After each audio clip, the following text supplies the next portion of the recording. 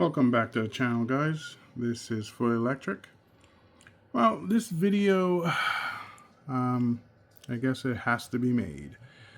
Basically, I purchased this SupraHex 702 from ASL Miner, and I received it DOA, basically dead on arrival. You plug it in, the screen was dead. It doesn't broadcast a Wi-Fi signal for you to connect to or do anything. It was just completely dead.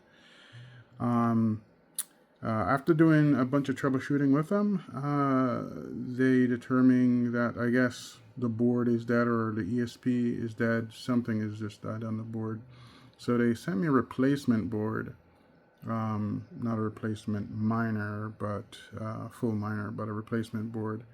I had to have some help to push them to do that. So I'm not exactly happy about that, but in the end, they came through and they paid for the shipping to ship the board. And basically, all I have to do now today is replace that board. But before I start doing the replacement, I want to connect this one more time. I have a phone here in my hand, so give me a second. Let me grab this cable here, and doing this one hand is quite challenging.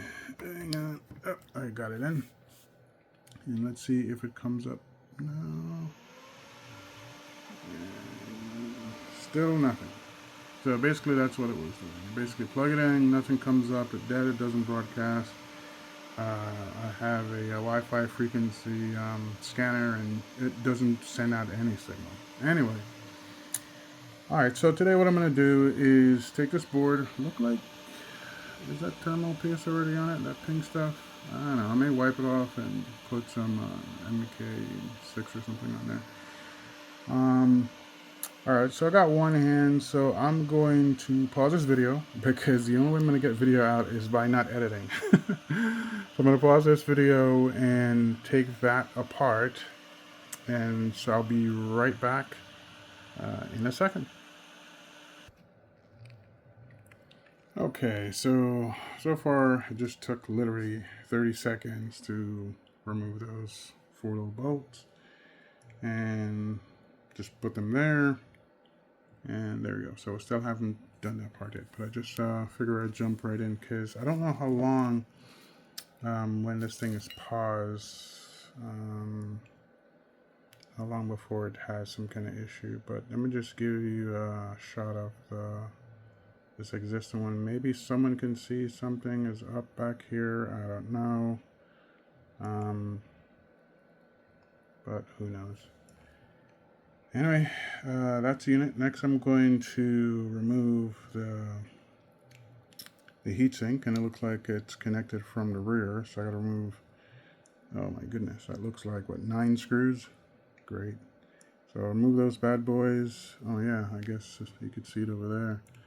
So those 9 screws, and then pop it off the chip. Let's see what's happened. Alright, pause the video again, and I'll be right back. Okay, so for you it's probably just been a split second, or instantly. Anyway, here it goes. So I just remove this here. Let's see if it comes. Oh, doing it one hand. Anyway, this is the board. Let's see if anything looks weird on this one. So all I did was unscrew those 9 screws, and this is the underside of that, and unplug the fan. Alright, well, I guess I gotta leave this up now. Alright, next I'm gonna do is I'm going to see, this one is prettier, so I guess that is a thermal paste. So I don't know. Let's see. I don't know. That doesn't look that good.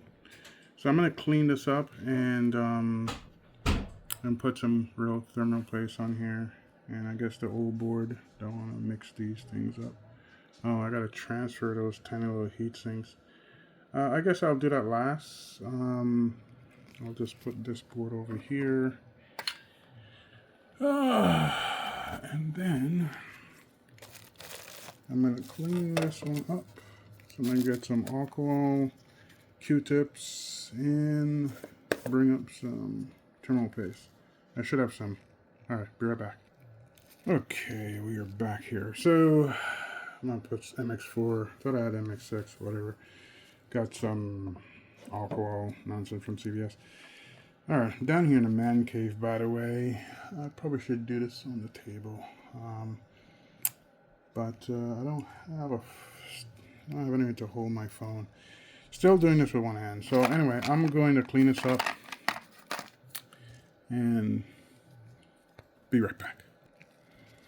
Okay, I'm back. Alright, so I clean up the back of the heatsink there. And I cleaned it the best I could. Man, this one was really gunked up. So I'm assuming this board was a fully fledged working unit. Or maybe they just tested. I don't know. But anyways, cleaned up. All that junk is there. And yeah, I'm wearing gloves. So, you know, no static, none of that nonsense. Plus, don't want to get no thermal on me anyway. Paste. Okay, so next thing is I may just quickly put a couple dots around here and put it back together. I'm not going to put back on the heats, the mini little heat sinks yet on those two things. It's still on the original one over here. So I'm just going to start it up, put the thermal paste on and put the heat sink back on and be right back. Okay, there you go. Not the best because I am trying to do this quickly. Remember, I'm trying to do a one take. So, yeah, and as you can see, 702. I'm trying to do a one take because if I have to do the editing software, and it just takes forever to put these videos together. I'll never get it uploaded. Literally from my camera or from my cell phone I'm recording from. Basically, what will happen is once I finish recording, I literally just go to the YouTube app and just upload it. If I have to do any kind of editing, yeah, I'll probably never make it to to get published. Anytime soon, that is, anyway. Alright, so next step, just going to screw that back on, and I may just screw it up here at the same time, because why not, and then plug it in. So I'll be right back for the finale. Okay, I didn't mount it yet on the stand. Just want to know that went kind of clockwise, you know, just like you put it on a car tire. You know, go over to the left, to the right, and the center, and upper right and left, and upper center, and so forth. So I did it in that kind of pattern to get all 9 screws in. And now I'm just going to mount it. Alright, the moment of truth. Okay, so I got it mounted. The old one is still there. Those heat sinks I haven't removed yet. I'm going to start it up. I'm not going to keep it running too long. As long as it boots up and so forth, then at least we know we're good. So, actually, let's do this together. While I'm here, I can hold this. I think I have to spin this around. Give me a second. Doing it with this one hand is tricky because this cable, they're never always in the position that you want them. Like, this piece needs to turn this way, and it's forceful. We have to do it. Anyway, let's put this in and see what happens. And the fan is plugged in. Oh, there you go. Look at that. I got something coming on the screen. Come on, focus. Come on, focus there. Let me see if I can get the focus. There it is. Something failed. Let me fail. Oh, that's... no, that's not fail. That's some ID. So let me get the... Oh, crap. I should have had... well, I'm recording on the phone, so I can't use the phone to check onto this thing. But the important thing is, it's definitely giving out an ID. There's a Bitaxe ID number there. If I could zoom in. There you go. So it's F4A1. So take note of that. That's F4A1 for this device. Okay. Alright, so... that's good so far. Let me pause this, grab the laptop, and I can use the laptop to connect to it, and then we'll see how we go. Okay, we're back. Basically, I just got the laptop right here. Okay, so what we're looking for is that broadcast of that F4A1. Let's zoom back out here. Sorry, my finger in the way. I guess I could zoom over here. And it should be on this list. Oh, there it is. This guy right here. So connect to this. Connect. Alright, this is that. And it does this thing.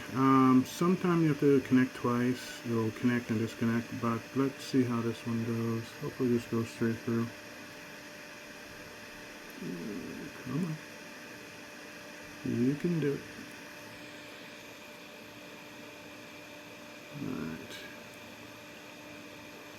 Alright, it's going to be a little bit of a troublemaker today for some reason, but what I'll do is I'll come right back once it's connected. Oh, there it is. So, alright, save me that trouble.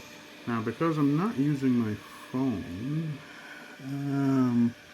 the screen usually pop up, and so what we got to do here is, I think it's, I'm doing this one hand. 192, 168, 4.1, huh? There you go. Okay.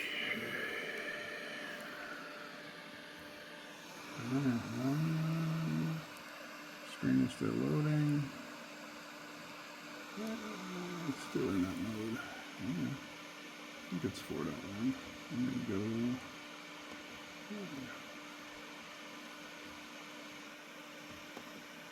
Yeah, it is 4.1. It's slowly coming up. Hang on. Alright, now it comes up with this, just this. Okay, so let me fill in Wi-Fi info, and then I guess I'll reboot it and we'll see what comes up. Okay, so we are back. It's connected and it is mining, as we can see. I just popped the information in for the Wi-Fi, and voila. Now let's see what software version this thing comes with. Basically, you just go under. Oh, this is pretty old. There's no system here, so if it says setting, I guess we got to go on the logs instead. Typically, you go on the systems, but anyway. So this one, yep, board is 702, up for 2 minutes now. Yeah, it says 5.4. Let me go to settings, and I guess we can, what the heck is that? So it comes with 2.7 from TCH. Okay, so basically it comes with 2.70 from TCH, and also the default they put here is 550, 1250. Everything is working. They set the fan to max manual. The only thing I like doing is keeping them at automatic, because I don't really know why it would need to be max unless you have poor cooling. But the pool, that's your pool, that's their default pool information, whatever you're going to. So, and this is the one again from ASL Miner dashboard, shows that we're getting 4.0. So finally we got a working SupraHex. I don't know what the how many, let's see the wattage it's using, but regardless of whatever it's using, it is now functioning. So thanks again for ASL support, even though it was a bit challenging to prove the darn thing is not working. And I gotta say thanks for Hope, Red Panda Don't Mind. He helped me out to push them to actually send the replacement board. So I hope if any of you guys have issues with any one of these little miners from ASL, that you can get yours replaced with not too much issues. And I have another video coming up about the Plebsaurus, my Octor X at actually failed from Plebsaurus, and I'll tell you guys about my experience. And spoiler alert, it was amazing actually. But anyway, I'll make a video on that. It's going to be probably super short. because I definitely don't have to be replacing any boards. I'm very happy it worked out now that this thing is working, and the only reason why I even bought this SupraHex, it's really to compare it with the LVO8s, and that's about it.